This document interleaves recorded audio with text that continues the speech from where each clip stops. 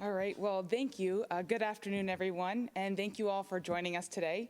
I am proud to sponsor this bill in the Rhode Island House of Representatives, and I am most grateful to all of my co-sponsors and colleagues who have shown their support for this legislation.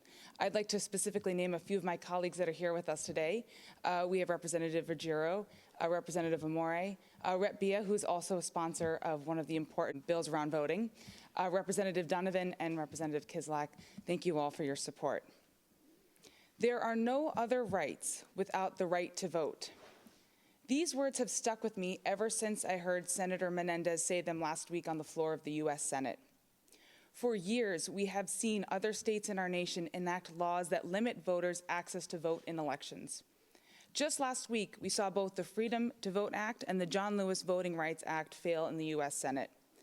At this time in history, when voter access is being attacked all across our country, I am proud to stand before you today to say that we are pushing forward to protect the rights of our voters here in Rhode Island.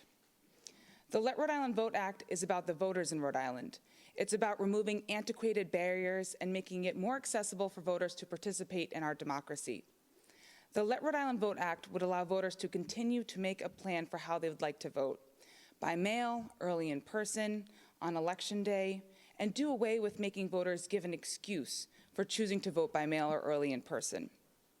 The Let Rhode Island Vote Act would remove the obstacle of requiring all mail ballot voters to have their ballots notarized and signed by 2 witnesses, a requirement that does not add to the security of our elections, but only makes it more difficult for voters to vote by mail.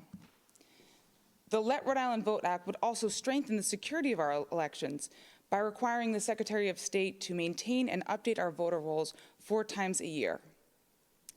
Now, the main points of this legislation that I just mentioned are not risky or, frankly, even new. They are changes that our state temporarily implemented for our last election cycle so voters could safely vote during the pandemic. These changes were successful, and most importantly, the voters really liked them. Time and time again, I heard from constituents who were thrilled that they were able to exercise their vote in an efficient, safe way that fit within their schedules. By passing the Let Rhode Island Vote Act, Rhode Island General Assembly will modernize and protect the right to vote. It will show that while others are afraid of democracy and the voice that their constituencies might have, Rhode Islanders are not. For as the great Congressman John Lewis once said, the right to vote is precious, almost sacred. It is the most powerful, nonviolent tool that we have in a democratic society, and we must use it. Thank you.